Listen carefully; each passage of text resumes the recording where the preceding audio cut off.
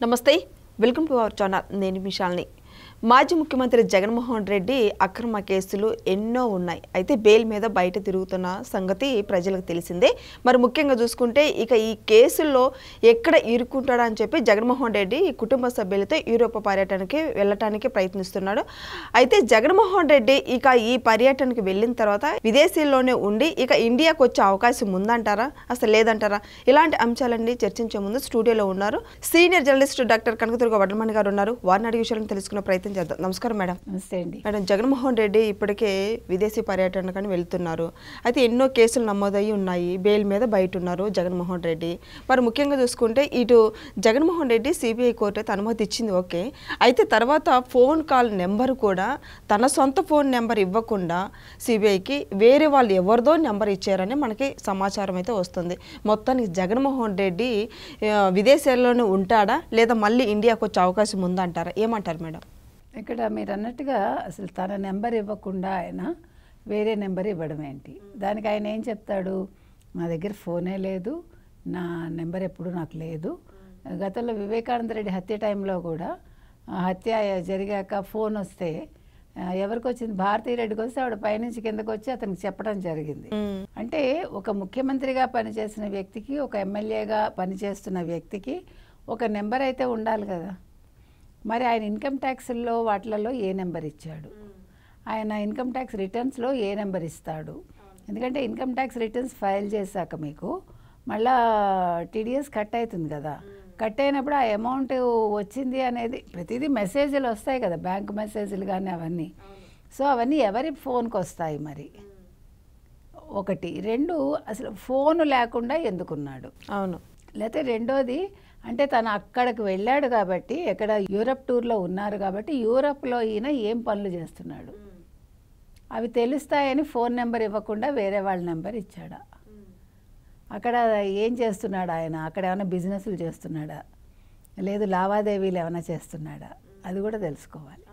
అయితే మీరు అన్నారు ఆయన వెనక్కి వస్తాడా రాడా ఇక్కడ వెనక్కి రావాల్సిన అవకాశం అయితే ఉంటుంది ఎందుకంటే ఇప్పుడు సిబిఐ కోర్టులో కేసు వేసింది ఆయన నెంబరు ఇవ్వకుండా వేరే నెంబర్ ఇచ్చారు వెరిఫికేషన్లో మాకు తెలిసిందని ఇక్కడ ఆ వేరే నెంబర్కి సిబిఐ ఫోన్ చేసిందా లేదా చేస్తే ఎవరు ఫోన్ ఎత్తారు అసలు ఈ విషయం ఎందుకు బయటకు వచ్చింది ఈ విషయాన్ని కూడా సిబిఐ చెప్పాలి అంటే ఆ ఎత్తిన వాళ్ళు ఎవరు ఏం ఆన్సర్ ఇచ్చారు ఇవన్నీ మనకు తెలియాలి నెంబర్ 2 ఏంటంటే ఇక్కడ జరిగింది ఇప్పుడు ఈ నెంబర్ తప్పించినందుకు జగన్మోహన్ రెడ్డిని అరెస్ట్ చేస్తారా ఇప్పుడు ఈమెయిల్ ఐడి కూడా ఇవ్వాల్సి వచ్చి ఉండొచ్చు మనకు తెలీదు మరి ఈమెయిల్ ఐడి ఏమి ఇచ్చాడు ఆయన అది కూడా వెరిఫై చేయాలి ఆయన ఇచ్చిన అడ్రస్ కరెక్ట్గానే ఇచ్చాడా తాడేపల్లి అడ్రస్ ఇచ్చాడా ఎల్హంక్ అడ్రస్ ఇచ్చాడా అతనికి ఓటు హక్కు ఎక్కడుంది ఇవన్నీ కూడా అంటే ఏమైనా 2 రకాలుగా ఉన్నాయా 2 ఆధార్లు ఉన్నాయా 2 ఓటు హక్కులు ఉన్నాయా అంటే అవన్నీ కూడా ఇప్పుడు ఎందుకంటే ఒకటి తప్పు చేసిన వాడు ఇంకోటి చేయడమే ఉంది కాబట్టి ఈ అంశాలన్నింటి మీద జగన్మోహన్ రెడ్డికి సంబంధించి ఇప్పుడు విచారణ జరపాలి ఇప్పుడు కోర్టు వీళ్ళకి అవకాశం ఇచ్చింది మీరు వివరణ ఇవ్వండి అని వీళ్ళ తరఫున జగన్మోహన్ రెడ్డి తరఫున సో వాళ్ళు ఇప్పుడు కోర్టులో ఏం చెప్తారు అది కూడా తెలియాలి ఎందుకంటే అది ఆ నెంబర్ ఎందుకు ఇచ్చాడు అసలు ఆ నెంబర్ ఎవరిది ఇవ్వాల్సిన అవసరం ఏంటి అది భారతీ రెడ్డిదా కాదా భారతీ రెడ్డిదైనా ఎలా ఇస్తాడు తనకంటూ ఒక నెంబర్ ఉండాలి కదా మరి అది తప్పు కాదా అనేది మనకు తెలియాలి ఇప్పుడు ఒకవేళ జగన్మోహన్ రెడ్డి చేసింది తప్పు కాదు అంటే రేపొద్దున దీన్ని చాలామంది ఫాలో అవుతారుగా అవును ఇప్పుడు ప్రతిదాన్ని డబ్బుతో కొనేద్దాం అనుకుంటే కుదరదుగా ఈ విషయాల్లో మాత్రం కూటమి ప్రభుత్వం ఎక్కడ కూడా అలసత్వం వహించకూడదండి ఎందుకంటే కోర్టులు చూసుకుంటాయి కరెక్టే కోర్టులు చూసుకున్నా కేసులు పక్కదారి పట్టకూడదు ఎంత సిబిఐ కేసు అయినా కూడా ఇప్పుడు సిబిఐ కరెక్ట్గానే వెళ్తూ ఉండొచ్చు కానీ వీళ్ళు ఏ రకంగా మాయ చేస్తారో ఎవరికి తెలియదు మరి ప్రత్యేకంగా సిబిఐనే వాళ్ళు కావాలని కోరుకోవటం ఏంటి మేడం కారణం వైసీపీ వాళ్ళకి అంటే ఇక్కడ సిట్ అయితే ఇది స్టేట్కి సంబంధించిందని వాళ్ళ బాధ సిబిఐ అయితే మేనేజ్ చేద్దాం అనుకుంటారో మనకు తెలియదు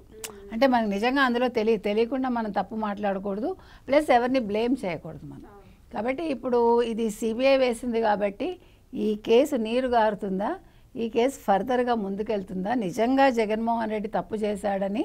రుజువు అవుతుందా ఆ నెంబర్ ఎవరిది ఎందుకు ఇచ్చాడు భారతీ రెడ్డి ఇచ్చిందా ఆయనే ఇచ్చాడా అసలు అప్లికేషన్ ఆయనే ఫిలప్ చేశాడా ఎవరైనా చేశారా సంతకం కూడా ఆయనదా కాదా మీరు అవి కూడా ఆలోచించాలి. ఎందుకంటే కొత్తలో ఆయన డిజిటల్ సంతకాలు పెట్టేవాడు, అందుకని ఆ డిజిటల్ సంతకం కూడా ఎవడో పెడతాడు. అందుకని ఈ విషయాలన్నింటిలో కూడా చాలా కేర్ఫుల్గా ఉండాలి. కాబట్టి ఇవాళ జగన్మోహన్ రెడ్డి చేసిన తప్పిదం అనేది ఒక రకంగా చిన్న విషయం కాదు. కాబట్టి ఖచ్చితంగా దీని మీద మరి సిబిఐ ఏ రకంగా ముందుకెళ్తుంది, వీళ్ళు ఏ రకంగా వాళ్ళ వాదన వినిపిస్తారు, తీర్పు ఏ రకంగా వస్తుంది అనేది చూడాలి. మేడం, సిబిఐ మరి ఎన్ని రోజులు అనుమతి ఇచ్చింది జగన్మోహన్ రెడ్డికి, అంటే వెళ్ళే పర్యటన ఎన్ని రోజులు? యాక్చువల్గా ఇప్పుడు వాళ్ళు ఏమంటున్నారు, సిబిఐ ఏమడిగింది, అతనిది పర్యటన రద్దు చేసేసి వెనక్కి రప్పించండి అంది. 23కి వెనక్కి వస్తా అన్నాడు ఆయన. అంటే అక్టోబర్ 1 నుంచి 30th లోపు ఎప్పుడైనా వెళ్ళటానికి అనుమతి ఇచ్చారు వాళ్ళు.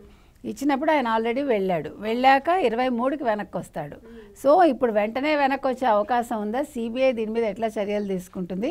లేదు 23 వరకు డ్రాగ్ ఆన్ చేసి, అంటే ఇప్పుడు వాళ్ళని కోర్టులో కేసు వేసుకోమన్నారు కాబట్టి వాళ్ళు కేసు వేసి మధ్యలో 3 రోజులు సెలవులు వస్తాయి, ఇప్పుడు శని ఆది సోమ. సో ఈ సెలవులు అయిపోయాక ఇంకా 2 రోజులే కాబట్టి దీన్ని డ్రాగ్ ఆన్ చేసేసి 24కి వస్తాడా రాడా అనేది కూడా మనం చూడాలి. Thank you madam.